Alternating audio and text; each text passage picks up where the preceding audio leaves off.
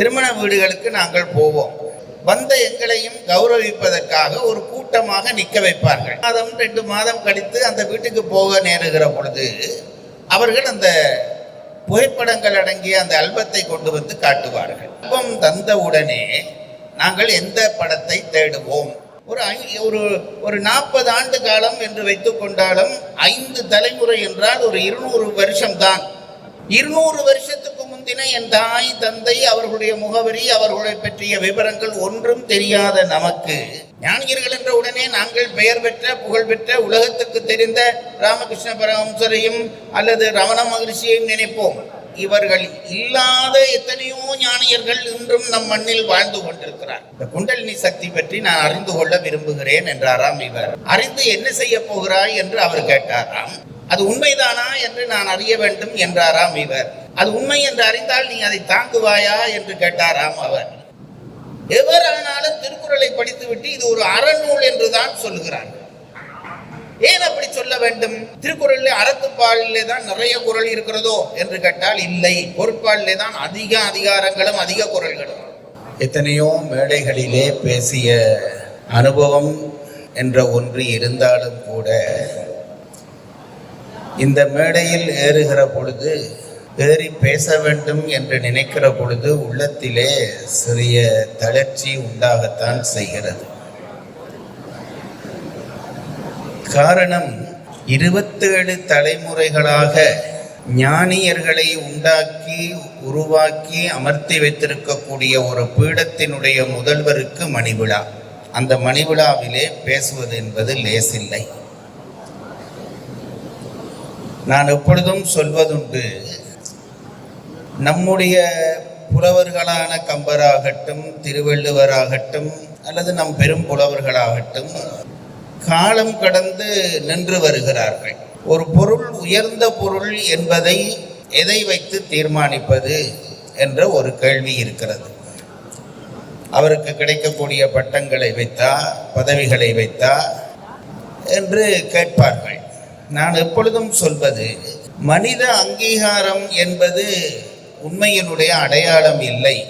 உண்மையினுடைய அடையாளம் என்பது அந்த பொருளை காலம் அங்கீகரிக்க வேண்டும். காலம் அங்கீகரிக்கிற ஒன்று இருந்தால் அது நிச்சயம் உயர்ந்த பொருள் என்று நாம் தீர்மானிக்கலாம். நம்முடைய பெரும் புலவர்கள் எல்லாம் எத்தனையோ நூற்றாண்டுகள் கடந்தும் இன்றும் நம்மோடு நிற்கிறார்கள். என்னுடைய மாணவர்களுக்கு நான் சொல்லுகிற பொழுது சொல்வேன், உன்னுடைய தந்தை பெயர் என்ன என்று கேட்டால் மாணவர்களிலே ஒருவர் உடனே சொல்லுவார். அதுவும் சொல்ல தெரியாவிட்டால் அவன் மாணவனே அல்ல. உன் தந்தை பெயர் என்ன என்றால் சபைகளிலே கூட நான் கேட்பேன், உங்கள் தந்தை பெயர் சொல்லுங்கள் என்றால் உடனே சொல்லிவிடுவார்கள். தந்தையினுடைய தந்தை பெயர் சொல்லுங்கள் என்றால் அதையும் கூட யோசிக்காமல் சொல்லிவிடுவார்கள். 3வது தலைமுறை தந்தையின் பெயர் என்ன என்று கேட்டால் கொஞ்சம் யோசிப்பார்கள். 4வது தலைமுறை கேட்டால் தாயை பார்ப்பார்கள். 5ஆம் 6ஆம் தலைமுறை கேட்டால் தலையை சொறிவார்கள். இதுதான் நிலைமை. மனிதர்களாகிய நாங்கள் எங்கள் மேல் அளவுக்கு அதிகமான அக்கறை கொண்டவர்கள். என் குருநாதர் பேராசிரியர் ராதாகிருஷ்ணன் அவர்கள் சொல்வார், நமக்கு ஆர் மேலே அதிக அக்கறை இருக்கிறது என்று ஒரு கேள்வியை கேட்டுக்கொண்டு அவர் பதில் சொல்வார், எனக்கு என் கணவன் மேலே பற்றி இருக்கிறது, என் மனைவி மேலே, என் பிள்ளை மேலே என்பதெல்லாம் பொய். ஒவ்வொருவருக்கும் தன் மீதான அக்கறை தான் அதிகம் என்பதை அவர் அடித்து சொல்லுவார். அதுக்கு அவர் சொல்லுகிற ஒரு ஓமானம் நான் ரொம்ப ரசிக்கிற ஒரு ஓமானம். திருமண வீடுகளுக்கு நாங்கள் போவோம். அப்படி திருமண வீடுகளுக்கு போகிற பொழுது திருமணம் முடிந்த பிறகு முக்கியமான நெருக்கமான உறவினர்கள் எல்லாம் கூட நின்று புகைப்படம் எடுத்த பிறகு வந்த எங்களையும் கௌரவிப்பதற்காக ஒரு கூட்டமாக நிற்க வைப்பார்கள். ஒரு 50 பேரை நிற்க வைப்பார்கள். நாங்களும் ஒரு மூலையில் போய் நிற்போம். ஃபோட்டோ எடுக்கப்படும். அந்த ஒளி பாய்ச்சப்பட்டதே என்று மகிழ்ந்து வீட்டுக்கு வந்து விடுவோம். ஒரு 2 மாதம் கழித்து அந்த வீட்டுக்கு போக நேருகிற பொழுது அவர்கள் அந்த புகைப்படங்கள் அடங்கிய அந்த ஆல்பத்தை கொண்டு வந்து காட்டுவார்கள். இதை சொல்லிவிட்டு என் குருநாதர் கேட்பார், அந்த ஆல்பம் தந்த உடனே நாங்கள் எந்த படத்தை தேடுவோம் என்றால் மாப்பிள்ளை பொம்பளை எல்லாம் பிறகுதான். எவ்வளவு வேகமாக தட்ட முடியுமோ தட்டி இந்த 50 பேருக்குள்ளே ஒருவனாக நான் நின்ற படத்தை தேடுவதுதான் எங்கள் இயல்பு. அதிலிருந்தே நாம் யார் என்று நாரிலே அக்கறை உள்ளவர்கள் என்று தெரிந்து கொள்ளலாம். அதுக்கு மேலே கூட அவர் ஒன்று சொல்லுவார். அப்படி தட்டி பார்த்து அந்த 50 பேர் இருக்கிற படம் வந்து அந்த 50 பேர் இருக்கிற படத்திலே நான் மட்டும் கொஞ்சம் தெளிவாக இல்லை என்றால் இந்த போட்டோகிராஃபருக்கு படம் எடுக்க தெரியவில்லை என்போம். 49 பேரும் தெளிவில்லை, நான் தெளிவாக இருந்தால் நன்றாக படம் எடுத்திருக்கிறானே என்று சொல்வோம். இது மனித இயல்பு. நான் இதை எங்கள் ஊரில் போர் நடந்து கொண்டிருக்கிற பொழுது நேராக உணர்ந்திருக்கிறேன். அப்பொழுதெல்லாம் விமானங்கள் கூட்டமாக வந்து குண்டு பொழியும். யாழ்ப்பாணத்தில் நான் வாழ்ந்த பொழுது ஒரு 10 விமானம் வந்து சுத்தும். அப்படி விமானம் சுத்துகிற பொழுது தப்ப வேண்டும் என்பதற்காக எல்லார் வீடுகளிலும் பங்கர் வைத்து கிண்டி வைத்திருப்போம், குழி கிண்டி வைத்திருப்போம். விமான சத்தம் கேட்டவுடனே பங்கருக்குள்ளே போய்விடுவோம். நான் பலதரம் கவனித்திருக்கிறேன். பேசுகிற பொழுது அப்பா அம்மா மேலே அன்பென்பார், அம்மா அப்பா மேலே அன்பென்பார், பிள்ளைகள் மேலே அன்பென்பார்கள். இந்த விமானம் சுத்துற சத்தம் கேட்டதும் அந்த சொன்னவர்கள் எல்லாம் முதலோடி போய் அந்த பங்கருக்குள்ளே இறங்கி விட்டு தான் பிறகு மற்றவர்களை கூப்பிடுவார்கள். அதுதான் நம்மீதான நம்முடைய அக்கறைக்கு அடையாளம். நான் இப்போ கேட்கிறேன், ஒரு 5-6 தலைமுறைக்கு முந்தின என் தந்தையை பற்றி எனக்கு தெரியவில்லை. ஒரு 5-6 தலைமுறைக்கு முந்தைய என் தந்தையை பற்றி எனக்கு தெரியவில்லை. 5-6 என்றால் தயவு செய்து நீங்கள் நினைத்து விடாதீர்கள் 500 வருட இல்லை என்று நான் பேசுகிறேன் என்று. ஒரு தலைமுறை காலத்தை அப்படி சில பேர் நினைத்து விடுகிறார்கள். ஒரு தலைமுறை காலத்தை எப்படி கணிப்பது என்று பெரியவர்கள் சொல்கிறார்கள். ஒரு ஆணினுடைய திருமண வயதையும் பெண்ணினுடைய திருமண வயதையும் கூட்டி 2ஆல் வகுக்க வருகிற காலம்தான் ஒரு தலைமுறை காலம் என்று சொல்வார்கள். பழைய காலத்திலே ஆணுக்கு திருமண வயது 16, பெண்ணுக்கு திருமண வயது 12, இது கூட்டினால் 28, 2ஆல் பிரித்தால் 14 ஆண்டுகள். ஒரு தலைமுறை காலம் கழித்து பரதன் ராமன் நகரத்துக்குள்ளே வந்தால் புரட்சி ஒன்றும் வெடிக்காதென்று நினைத்துத்தான் கைகேயி 14 ஆண்டுகள் ராமனை காட்டுக்கு போ என்று கேட்டால் என்று சொல்வார்கள். இப்போ இன்றைக்கு பார்த்தோமானால் திருமண வயது தள்ளிக்கொண்டே போகிறது. பெரும்பாலும் 60ஆம் கல்யாணமே கல்யாணமாகிற வாய்ப்பு வந்து கொண்டிருக்கிறது. இந்த சூழலிலே ஒரு 40 ஆண்டு காலம் என்று வைத்துக் கொண்டாலும் 5 தலைமுறை என்றால் ஒரு 200 வருஷம் தான். 200 வருஷத்துக்கு முந்தின என் தாய் தந்தை அவர்களுடைய முகவரி அவர்களை பற்றிய விவரங்கள் ஒன்றும் தெரியாத நமக்கு 27 தலைமுறைக்கு முன்பாக இந்த ஆதீனத்தை தொடங்கிய குருஞான சம்பந்தர் பற்றிய விவரம் பதிவாகி இருக்கிறது என்றால் அதுதான் அவர்களுடைய உண்மைக்கான சான்று.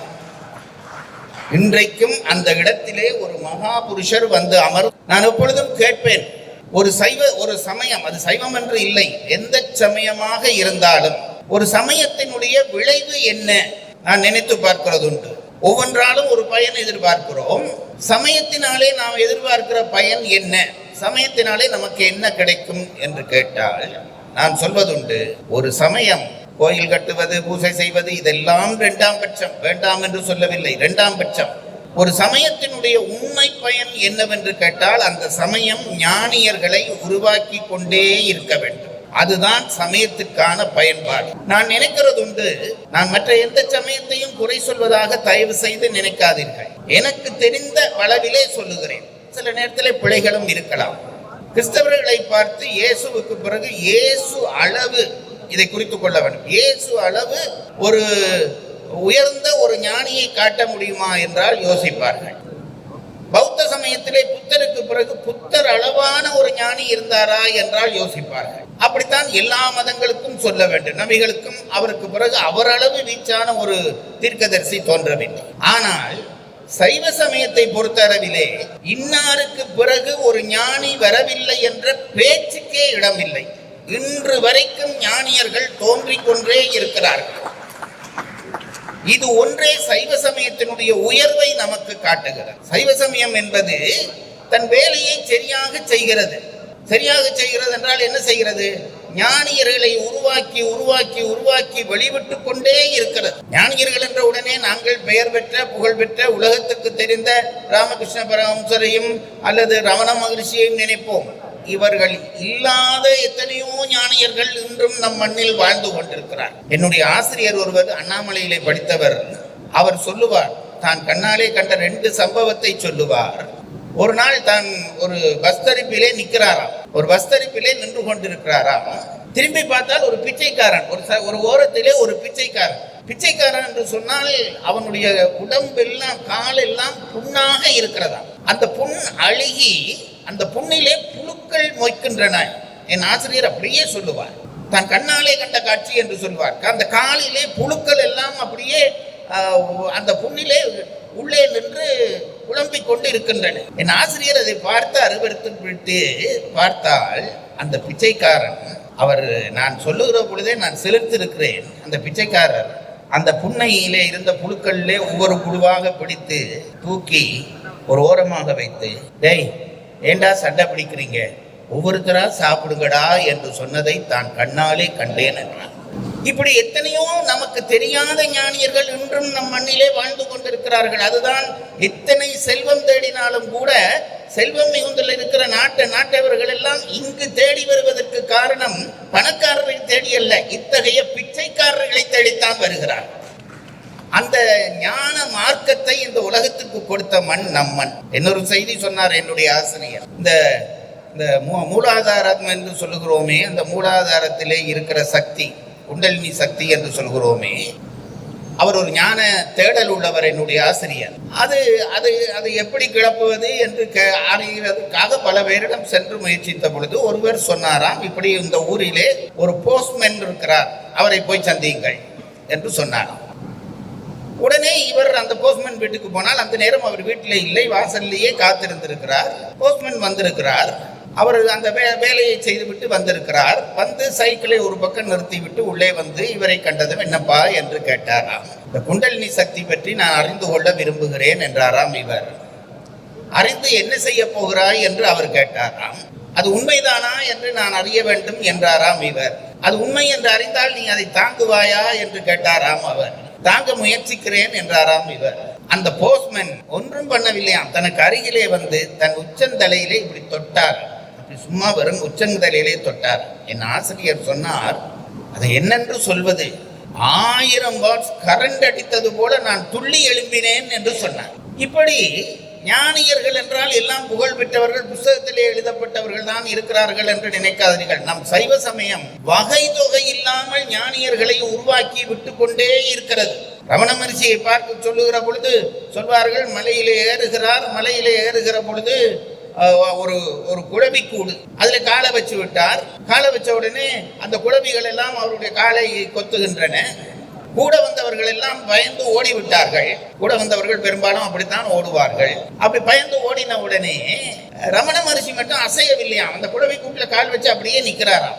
நின்று கொண்டு சொன்னாராம், கிவாஜா அதை எழுதி இருக்கிறார், வேணும், ஏன் அந்த கூட்டை நீ உடைத்தாய், அதுகளுடைய அந்த குழவியினுடைய கூட்டை நீ ஏன் உடைத்தாய், உனக்கு தண்டனை வேண்டும், கொத்தட்டும் என்று சொல்லிக்கொண்டு நிற்கிறாராம். தன் காலுக்கு தான் வேறு தன் கால் வேறு என்று நினைத்து கொண்டு பேசிய ரமண மகரிஷி போன்றவர்கள் நம் மண்ணிலே வாழ்ந்திருக்கிறார்.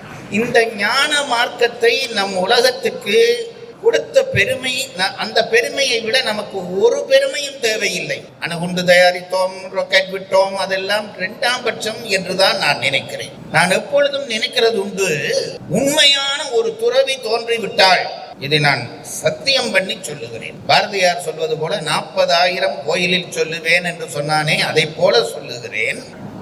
உண்மையான ஒரு துறவி தோன்றிவிட்டால் நீங்கள் 1000 சமூக நிலையங்கள் அல்லது மக்கள் வளர்ச்சி கழகங்கள் எல்லாம் அமைத்து ஒரு சமுதாயத்தை காக்க நினைக்கிறீர்களே, 1000 அமைப்புகளை நிறுவி காப்பதும் ஒன்று, ஒரு துறவி உருவாவதும் ஒன்று என்று நான் நினைக்கிறேன். அது எப்படி என்று நீங்கள் கேட்பீர்கள். வேறு ஒன்றும் இல்லை, ஒரு சரியான துறவி உருவாகிவிட்டால் அவன் என்ன செய்கிறான், பரிணாமப்பட்டு கிடக்கிற அவனுடைய உடம்பிலே பரிணாமப்பட்டு கிடக்கிற அந்த பூதங்களை எல்லாம் அதன் நிலைக்கு கொண்டு வருகிறான். அதுதான் துறவியினுடைய வேலை. புலநடக்கம் என்பது கண்ணை காதை மூக்கை மூடிக்கொள்வது மட்டுமல்ல, அப்படி மூடிக்கொள்வதன் மூலம் ஒவ்வொரு அணுக்களையும் அவன் நெறிப்படுத்துகிறான். அவனுடைய உடம்பிலே இருக்கிற ஒவ்வொரு அணுவும் நெறிப்படுத்தப்படுகிறது என்றால் என்னவென்று கேட்டால், அந்த அணு எப்படி இருக்க வேண்டுமோ அப்படி நிலைக்கு கொண்டு வரப்படுகிறது. அப்படி கொண்டு வந்து விட்ட விட்டால் என்ன நடக்கிறது என்று கேட்டால் சோதனத்திலே சொல்வார்கள், அண்டத்திலே உள்ளதுதான் பிண்டத்திலே உள்ளது என்று சோதனக்காரர்கள் சொல்வார்கள்.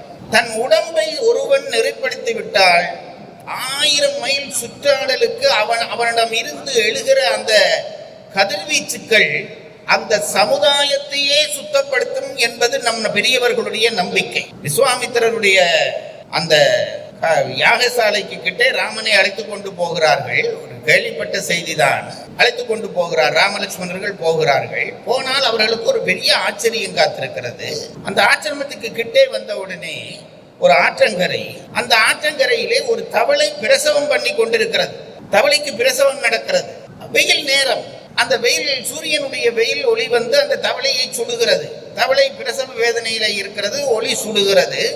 அந்த நேரம் பார்த்து எங்கேயோ இருந்த நாகம் இந்த தவளை வருந்துவதை பார்த்து விட்டு வந்து படம் பிடித்து அந்த தவளைக்கு நிழல் செய்தது என்று பாடினார். இது சாத்தியமா? ஒரு நாகம் தவளையை விழுங்கவல்லவா செய்யும்? அது தவளைக்கு நிழல் கொடுக்குமா என்று கேட்டால், அந்த முனிவர்கள் இருந்த சூழ்நிலையில் இருந்த அந்த நேரான கதிரினாலே ஏற்பட்ட மாற்றம் அது என்று நினைக்கிறேன். இப்பொழுதும் நான் சொல்லுகிறேன், இது நான் படித்ததை சொல்லுகிறேன் என்றோ அப்படின்னு நினைக்காதீர்கள். என்னுடைய அடிமனதில் இருந்து சொல்லுகிறேன், என் நம்பிக்கையில் இருந்து சொல்லுகிறேன். ஒரு துறவியை நாம் உண்டாக்கி விட்டோமானால், சரியான ஒரு துறவி உலகத்திலே தோன்றிவிட்டானால் உலகம் பாதுகாக்கப்படுகிறது. நம் சமயம் பாதுகாக்கப்படுகிறது, நம் தமிழ்நாடு பாதுகாக்கப்படுகிறது, இந்தியா பாதுகாக்கப்படுகிறது என்பதெல்லாம் இல்லை. உலகம் பாதுகாக்கப்படும். ஒரு துறவி தோன்றிவிட்டார். அத்தகைய 1000 துறவிகளை தந்த சமயம் நம் சமயம். நம்முடைய திருக்குறளை இன்றைக்கு எல்லாரும் என்னென்ன விதமா உரை சொல்லிக் கொண்டு இருக்கிறார்கள். திருக்குறளிலே நம் தமிழ் சமூகத்துக்கு யார் தலைவன் என்ற கேள்வி வருகிறது. நம் தமிழ் சமூகத்துக்கு யார் தலைமை தாங்குவது என்று கேள்வி வருகிற பொழுது வள்ளுவர் சொன்னார், ஒரு துறவிதான் நம் சமூகத்துக்கு தலைமை தாங்க வேண்டும். பாயிரவியல்லே 4 அதிகாரங்கள்: கடவுள் வாழ்த்து, வான் சிறப்பு, நீத்தார் பெருமை, அரண் வலியுறுத்தல். இந்த 4 திருவள்ளுவர் என்ன சொன்னார் என்று கேட்டால், உலகத்தை படைத்தவன் கடவுள், அவனுக்கு முதல் வணக்கம். அந்த கடவுளுடைய ரூபமாக இருப்பது இயற்கை, அந்த இயற்கைக்குள்ளேயே உயர்ந்தது மழை, ஆகவே மழைக்கு அடுத்த வணக்கம். இப்ப கடவுள் உலகத்தை படைத்து விட்டான், இயற்கை ரூபமாக படைத்திருக்கிறான். இந்த அறம் என்று சொல்கிறோமே, அது எங்கே இருக்கிறது என்று கேட்டால், இந்த இயற்கைக்குள்ளே அங்கங்கு பொருந்தி நிற்கிறது. இந்த அறத்தை வெளியிலே எடுத்து சொல்லக்கூடிய தகுதி யாருக்கு இருக்கிறது என்றால், ஒரு துறவிக்கு மட்டும்தான் இருக்கிறது என்று நினைத்தார் திருவள்ளுவர். அதுவும் எந்த துறவிக்கு என்றால், முற்றும் துறந்த ஒரு துறவிக்கு மட்டும்தான் அது வரும் என்று அவர் நினைக்கிறார். ஏனென்றால் துறவியர்கள் என்ன செய்வார்கள் என்றால், அவர்களுக்கு காட்சியிலே ஞான காட்சி என்று ஒரு காட்சி இருக்கிறது.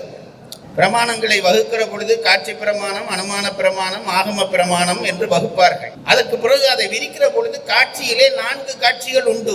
ஒன்று தன் வாயில் காட்சி, இந்த கண்ணாலே பார்ப்பது, காதாலே கேட்பது. அடுத்தது மானத காட்சி, உள்ளே போன காட்சியை வகுத்து இது இன்னதுதான் என்று அறிவது. அதற்கு உள்ளே போனால் தன்வேதனை காட்சி, அந்த அந்த அறிவினாலே ஏற்படுகிற இன்ப துன்ப அனுபவம். இதற்கு மேலே ஒன்றை சொன்னார்கள் நம் பெரியவர்கள். இதையெல்லாம் நாம் உலகத்துக்கு சொல்ல தவறி கொண்டிருக்கிறோம். என்ன சொன்னார்கள் என்று கேட்டால், 4வது காட்சி யோக காட்சி. இந்த மற்ற காட்சிகளுக்கும் யோக காட்சிக்கும் என்ன வித்தியாசம் என்றால், நாங்கள் ஒரு அறிவை பெற வேண்டுமானால் கருவிகள் வேண்டும். கண், காது, மூக்கு, அதுக்குதான் இறைவன் இந்த ஞானேந்திரியங்கள் கண்மேந்திரியங்களை தந்தார். நினைத்து பாருங்கள், இப்போ கருவிக்கு கருவி நாங்கள் பொறுத்துக்கிறோம். கண் தெரியவில்லையா, கண்ணாடி போட்டுக்கொண்டு பார்க்கிறோம். அது போட்டது நல்லதாக போயிட்டு இப்ப நான் கேட்கிறேன், கண்ணாடி போட்டு பார்க்கிறேனே, கண்ணாடி போட்ட உடனே என் பார்வை தெளிவாகிறதே. உங்களை கேட்கிறேன், பார்த்தது கண்ணாடியா கண்ணா? கண்ணாடி போட்ட உடனே தெரியாத காட்சி தெரிகிறது. இப்ப நான் கேட்கிறேன், எனக்கு அந்த காட்சியை தந்தது கண்ணாடியா கண்ணா என்றால் எங்களுக்கு நன்றாக தெரியும், கண்ணாடி இல்லை, கண் தான் அந்த காட்சியை தந்தது. கண்ணாடி கண்ணுக்கு துணை செய்தது. இது போலவே கண்ணும் ஒரு கருவிதான். கண்ணாடி போல கண்ணும் ஒரு கருவிதான். அந்த கருவி என்ன செய்கிறது என்று கேட்டால், கண்ணும் ஒரு கருவிதான். கண்ணின் அந்த கருவி நமக்கு என்ன உதவியை செய்கிறது என்று கேட்டால், அது உள்ளே அந்த காட்சியை அனுப்புகிறது. மனம், புத்தி, சித்தம், அகங்காரம் என்ற அந்த அந்த அந்த வடிதட்டுதலிலே போய் அந்த காட்சியை வடிகட்டி பார்த்தவுடனே தான் அந்த காட்சி அதற்கு தெளிவாகிறது. மனம் ஆராய, புத்தி நிச்சயிக்க, அகங்காரம் உந்த, இது இன்ன காட்சி என்று தெரியும். இப்போ இந்த காட்சியை கண்டது யார் என்று கேட்டால், கண்ணும் இல்லை, மனமும் இல்லை, புத்தியும் இல்லை, அகங்காரமும் இல்லை, உள்ளே இருக்கிற ஆன்மாதான் கண்டது. ஆன்மா காண்பதற்கு கருவிகளுடைய துணை தேவை. யோக காட்சியிலே என்ன நடக்கிறது என்றால் நம் சித்தாந்த புலவர்கள் சொல்கிறார்கள், யோக காட்சியிலே இந்த கருவி ஒன்றும் தேவையில்லை, இந்த கருவிகள் ஒன்றும் தேவையில்லை. என்ன ஆகும் என்று கேட்டால், அந்த அந்த யோக காட்சி பெற்ற ஆன்மாவினுடைய அந்த அறிவு விவரம் அப்படியே மேலே விரிந்து போகுமா. அப்படி அந்த ஆன்மாவினுடைய அறிவு விரிந்து விரிந்து விரிந்து பிரபஞ்சங்களை கடக்கும் என்கிறார்கள். அப்படி கடக்கக்கூடிய ஒரு ஆன்மாதான் இது அறம் இது அறமில்லை என்று கணித்து சொல்லக்கூடியது.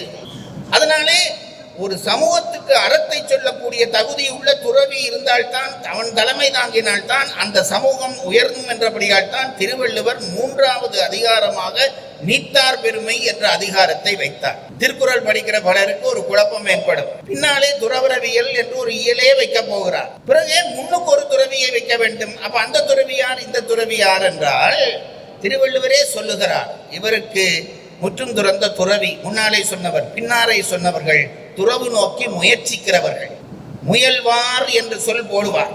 துறவு நோக்கி முயற்சிக்கிறவர்கள். துறவு நோக்கி முயற்சிக்கிறவர்கள் வர வேண்டுமானால் அந்த சமுதாயம் துறவுக்கு முக்கியத்துவம் கொடுத்தாக வேண்டும். இது ரொம்ப முக்கியம். இன்றைக்கு நம் சமுதாயத்திலே ஏற்படக்கூடிய பெரிய பிழை என்னவென்று கேட்டால், முக்கியத்துவம் கொடுக்கப்பட வேண்டியதற்கு முக்கியத்துவம் கொடுக்காமல் தேவையற்றவதற்கு நாங்கள் முக்கியத்துவம் கொடுத்து கொண்டிருக்கிறோம். இதுதான் நாங்கள் செய்கிற மிகப்பெரிய தவறு. முக்கியத்துவம் கொடுக்க வேண்டிய பல விடயங்கள் இருக்கின்றன. ஆன்மீகத்துக்கு முக்கியத்துவம் இல்லை, தெய்வங்களுக்கு முக்கியத்துவம் இல்லை, தெய்வ வழிபாட்டுக்கு முக்கியத்துவம் இல்லை, நம் அடிகளார் போன்ற துறவிகளுக்கு இன்றைக்கு முக்கியத்துவம் இல்லை. இதெல்லாம் பின்னே தள்ளி யாருக்கு முக்கியத்துவம் கொடுக்க கூடாதோ அவர்கள் முன்னேறி கொண்டிருக்கிறார்கள். அவர்களுக்கு தான் முக்கியத்துவம். தொலைக்காட்சியை தட்டினால் ஒரு துறவியை எப்போதாவது ஒரு தரம் தான் பார்க்க முடிகிறது.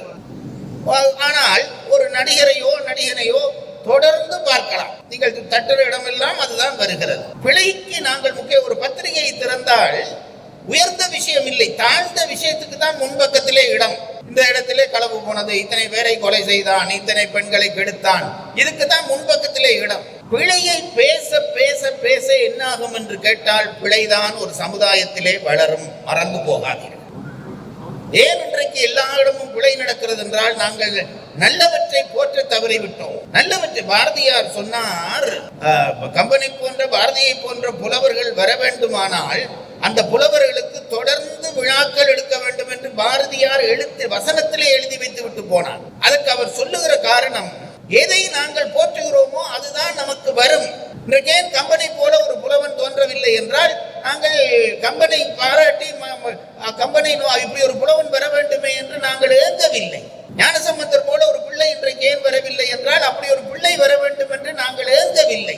ஏக்கமும் ஒரு தவம் தான், மறந்து போகாதீர்கள். கூடி இருக்கிற இத்தனை பேருக்கும் சொல்லுகிறேன், நல்லது நடக்க வேண்டும் என்று நாம் எல்லாரும் ஒருமித்து ஏங்கினால் அந்த ஏக்கமே தவமாகி இறைவன் அந்த தவத்துக்கு வரம் தருவான். சந்தேகம் இல்லை. திருவள்ளுவர், நான் அதை மட்டும் சொல்லி நிறைவு செய்கிறேன், திருவள்ளுவருக்கு அறம் பாடுவது மட்டும்தான் நோக்கம். திருவள்ளுவருக்கு அறம் பாடுவது மட்டும்தான் நோக்கம். பொருள் இன்பம் பாடுவது அவருடைய நோக்கம் இல்லை.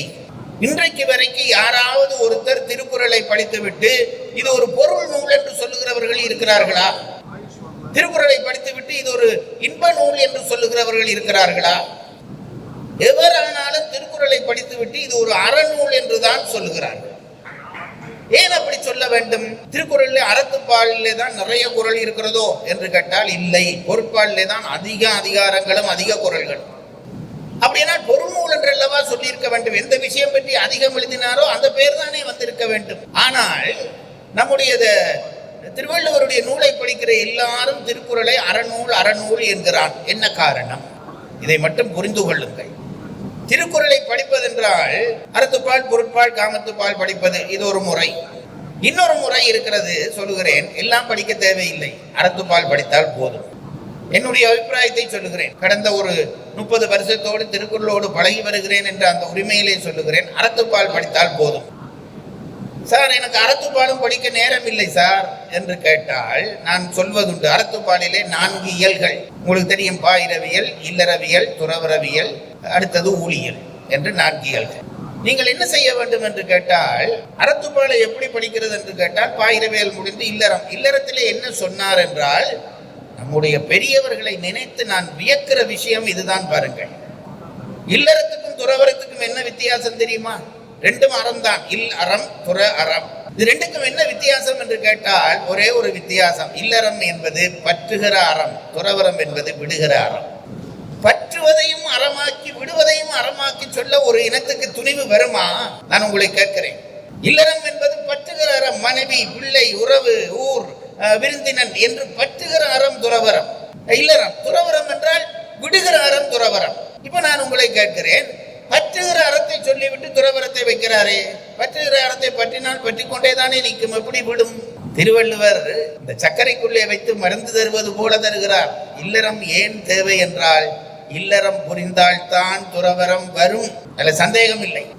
இல்லறம் புரிந்தால்தான் துறவரம் வரும். ஒரு சில பேர் அப்படின்னு உடனே இந்த குறுக்கு புத்திக்காரன் இருப்பான். ஒரு சில பேர் கேட்பான், இப்ப நீங்க கல்யாணம் பண்ண இல்லையே, ஏன் இப்படி இருக்கிறீங்கன்னு கேட்பான். அதுக்கு துறவிகள் எல்லாம் இருந்தார்களே, கல்யாணம் பண்ண இல்லையே ஏன் என்று கேட்பான். நான் சொல்வது, பிறவி என்பது இந்த ஒரு பிறவி இல்லை. போன பிறவியிலே இல்லறத்தில் முதிர்ச்சி அடைந்து ஆயுள் அதுக்கு அடுத்த துறவரம் தொடங்குவதற்கு முதல் ஆயுள் முடிந்து விட்டால் அடுத்த பிறவியிலே அவன் தொடக்கத்திலேயே துறவியாக வருவான். இது நான் சொன்னதில்லை, நம் பெரியவர்கள் சொன்னார். அப்போ இல்லறத்திலே முதிர்ச்சி என்றால் என்ன? வேறு ஒன்றும் இல்லை. பாருங்கள், இன்றைக்கு இல்லறமும் போச்சு, துறவரமும் போச்சு. இல்லறத்தை நான் சொல்லுகிறேன். இல்லறம் என்றால் என்ன என்று கேட்பீர்களானால் வேறு ஒன்றும் இல்லை, அன்பை வளர்த்து கொண்டு போவது. ஒரு மனிதன் கல்யாணம் பண்ண வேண்டும். கல்யாணம் பண்ணின உடனே மனைவியிலே அன்பு வரும். அப்ப அதுக்கு முதல் தாய் தகப்பன்ல இருந்த அன்பு இல்லையா என்றால் இல்லை. அன்பு செய்யப்பட்டானே தவிர செய்தவன் இல்லை. அவன் கல்யாணம் பண்ணின பிறகுதான் அன்பு செய்ய பழகுகிறான். மனைவி வந்தோடனே அன்பு வரும். வீட்டுல பல பேருக்கு இதுதானே சண்டை. நான் இத்தனை நாளா தோசை சுட்டேன், நீ ஒரு நாளும் எனக்கு வந்து உதவி பண்ணதில்லை. மனைவி வந்தோன்னா போய் சமையலறையில் நிற்கிறியா என்று மாமியார் சண்டை பிடிக்கிறாள். அவள் அப்படி சண்டை பிடிக்கப்படாது. அவளும் அப்படித்தான் செய்திருப்பாள். அவங்க அப்பாவும் தான் பண்ணியிருப்பாள். கல்யாணம் பண்ணின பிறகுதான் ஒருவருக்கு என்ன செய்ய வருகிறது என்றால் அன்பு செய்ய பழகுகிறான். கல்யாணம் பண்ணின பிறகுதான் அன்பு செய்ய பழகுகிறான். ஏனென்றால் மனைவி இவனுக்கு மகிழ்ச்சி கொடுக்கிறாள், மனைவிக்கு இவன் மகிழ்ச்சி கொடுக்கிறான். ஒருத்தருக்கு ஒருத்தர் அன்பு பிறக்கிறது. திருவள்ளுவர் என்ன செய்கிறார்? இந்த அன்பு வளர வேண்டும் என்கிறார். எப்படி வளர வேண்டும்? இந்த ரெண்டு பேரினுடைய சேர்க்கையினாலே குழந்தை பிறக்கிறது பாருங்கள். இந்த குழந்தையிலே அடுத்து அன்பு வரும். குழந்தையிலே வருகிற அன்பு மனைவியிலே வருகிற அன்பை விட உயர்ந்தது. எப்படி என்று நீங்கள் கேட்பீர்களே. ஆனால் மனைவியிடம் ஒரு தேவை நோக்கி அன்பு செய்கிறான். குழந்தையிடம் அந்த தேவை இல்லை. பிள்ளையை பார்த்தாலே அன்பு வருகிறது. அப்போ தேவை இல்லாமல் அன்பு செய்ய பழக்கி விடுகிறான் பிள்ளை. இந்த அன்பு வீட்டுக்குள்ளே நிரம்பினால் அதுக்கு அடுத்ததாக என்ன? சமுதாயத்துக்குள்ளே அந்த அன்பு கசியும். இதுதான் திருக்குறள். சமுதாயத்துக்குள்ளே அன்பு கசியும். அந்த கசிவுக்கு அடையாளம் விருந்து. வருகிறவன் எல்லாருக்கும் நீ உணவு போட தொடங்குகிறாயா? உன் வீட்டிலே இருந்த அன்பு சமுதாயத்துக்குள்ளே போக தொடங்கி விட்டது என்று அர்த்தம். இப்ப சமுதாயத்துக்குள்ளே போக தொடங்கினால் நீ சமுதாய மனிதனாக மாறிவிட்டாய். சமுதாய மனிதனாக மாறிவிட்டால் நான் என்ன கடமைகள் எனக்கு இருக்கின்றன? மனதாலே, வாக்காலே, காயத்தாலே சுத்தமாக இரு. அதற்கு அடுக்கினார் அதிகாரங்களை திருவள்ளுவர். மனச்சுத்தம், வாக்கு சுத்தம், காய சுத்தம். இவ்வளவும் சுத்தமாகி விட்டதா? அதற்கு பயன் என்ன விளையும்? அன்பு வந்து விட்டது, சமுதாயத்துக்குள்ளே போய்விட்டது, அன்பு விரிந்து கொண்டே போகிறது. சுத்தமானவனாக வாழப்பழகி விட்டான். என்ன ஆகும் என்று கேட்டால் கடைக்கோடி மனிதனிலும் அன்பு செலுத்துகிற அந்த தன்மை வரும். அப்படி ரெண்டு பேர் சமுதாயத்தை நான் தேடுகிற பொருள் எனக்கென்று தானே நான் நினைத்துக் கொண்டிருக்கிறேன். அப்படி இல்லை. சமுதாயம் வேறு, நான் வேறு இல்லை என்று நினைத்தால் அவன் தான் தேடுகிற பொருளை சமுதாயத்திற்கு கொடுப்பான். அப்படி கொடுப்பதிலே ரெண்டு முறை இருக்கிறது. தனி ஒரு மனிதனுக்கு கொடுப்பது, சமுதாயம் நோக்கின நன்மைக்கு கொடுப்பது. தனி ஒரு மனிதனுக்கு கொடுப்பதற்கு பெயர் ஈகை, சமுதாயம் நோக்கி கொடுப்பதற்கு பெயர் ஒப்புரவு. இந்த ஈகை ஒப்புரவு ரெண்டையும் ஒருவன் செய்தால் புகழ் வரும் என்றதோடு இல்லறம் முடிந்து போய்விடும். இப்ப ஒன்றை மட்டும் சொல்லுகிறேன். இந்த புகழ் வருகிறது. புகழ் அதிகாரத்தோடு இல்லறம் முடிச்சுட்டாரு. ஏன் முடிச்சார்? நான் நினைச்சு பார்க்கறது. இல்லறத்தினுடைய கடைசியிலே என்ன ஏற்படுகிறது என்றால் மமகார நீக்கம் நிகழ்கிறது. என்றைக்கு என் பொருளை மற்றவருக்கென்று கொடுக்க தொடங்கி விட்டேனோ அன்றைக்கு மமகாரம் நீங்கி போகிறது. இனி துறவு வர வேண்டால் அகங்காரம் மட்டும் நீங்க வேண்டும். ஆகவேதான் அதற்கு அடுத்து துறவரவியலை தொடங்கி. துறவுக்கு போறது எவ்வளவு சுகமா இருக்கும். ஒட்ட வச்சு அவரா கழற்றார். பற்றுகிற அறத்தை சொல்லி தந்து பற்றாத அறத்துக்கு நம்மை நகர்த்துகிறார். தானா ஒன்று நீங்க முயற்சி பண்ண தேவையில்லை. அதனாலதான் நீ சம்பந்தர் சொன்னார், மண்ணில் நல்ல வண்ணம் வாழலாம் என்று சொன்னது சும்மா இல்லை. அப்ப அப்படி போய் மெல்ல மெல்ல மெல்ல அங்கே போய் சேர்ந்த உடனே கடைசியாக துறவரத்திலே விரதம் ஞானம் என்று 2 பகுதி. விரதங்களை கடைபிடிக்க வேண்டும். கடைபிடித்தால் அன்பு அருளாக மாறும், ஆணவம் இல்லாமல் போகும். கடைசியிலே என்ன முடிவு என்று கேட்டால், ஒரு துறவி உருவாவதற்கு கடைசி 4 அதிகாரம் இருக்கிறதே, அதுதான் திருக்குறளுடைய சாரம். அதுதான் நிலையாமை, துறவு, மெய்யுணர்தல், அவாறுத்தல். துறவை நம் பெரியவர்கள் எப்படி விளங்கி இருக்கிறார்கள் என்று தெரிந்து கொள்வதற்காக இதை சொல்லுகிறேன். கடைசி 4 அதிகாரம், அதற்கு ஞானம் என்று பெயர். இந்த ஞானத்திலே என்ன சொன்னார் என்றால், முதல் சொன்னார் நிலையாமை உணர வேண்டும். ஒரு பொருளும் நிலை இல்லாத பொருள் என்று தெரிந்தால் அதெல்லாம் தூக்கி போட்டுருவேன். அப்ப நிலையாமை உணர்ந்தால் அதனால என்ன வரும்? துறவு வரும். துறவு வந்தால் என்ன நடக்கும்? எல்லாம் விட்டுட்டேன். துறப்பது என்பது வீடு என்பதற்கே என்ன அர்த்தம் என்றால், விடுவதுதான் வீடு. துறந்து கொண்டே போய்விட்டேன் என்றால் என்ன ஆயிற்று என்றால், கடைசியிலே முடிவிலே மெய்யுணர்தல் வரும். உண்மையை உணரலாம். உண்மை என்பது இறைவனுக்கு ஒரு பெயர். இறைவனை உணரலாம். அதோடு கூட திருவள்ளுவர் முடிக்கவில்லை, இன்னும் ஒரு அதிகாரம் வைத்து முடிக்கிறார். அவாறுத்தல் என்று வைக்கிறார். நம் மனதிலே இருக்கிற ஆசைகளை எல்லாம் துறந்து விட்டாலும் கூட ஆசைகள் போய்விட்டது, அந்த ஆசை விதைகள் உள்ளே இருக்கும் என்கிறார். அதை அனுபவித்த சூழல் திருப்பி வந்தால் அந்த விதைகள் திருப்பி முளைக்கும் என்கிறார். அப்படி முளைக்கிற பொழுது அதையும் நசிக்க வேண்டும். அந்த ஆசை விதைகள் முளைக்காமல் நசிக்க வேண்டும் என்பதற்காக அவாறுத்தல் என்று ஒரு அதிகாரம். இவ்வளவுதான் சார் அறம். பொருளும் காமமும் என்னென்றால் வேறு ஒன்றும் இல்லை. இல்லறம் நடப்பதானால் பொருள் வேண்டும், இல்லறம் சுவைப்பதானால் காமம் வேண்டும். அதனாலே அது பற்றி ஒரு சின்ன தொகுப்பு பின்னாலே செய்திருக்கிறார். அறம்தான் நம்முடைய வாழ்க்கை. இல்லறம் துறவரத்திலே போய் முடியும். துறவரம் நம்மை தெய்வத்திடம் கொண்டு போய் விடும். அதற்கு வழிகாட்டத்தான் நம்முடைய குருஞான சம்பந்தர் போன்ற பெரிய ஞானிகள் எல்லாம் இந்த ஆதீனத்தை தொடங்கினார்கள். 27 தலைமுறை தாண்டி அந்த ஞான தீபம் எரிகிறது.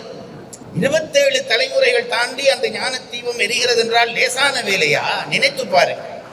நான் சுவாமிகளை ரொம்ப மதிப்பவன், ரொம்ப வணங்குகிறவன்.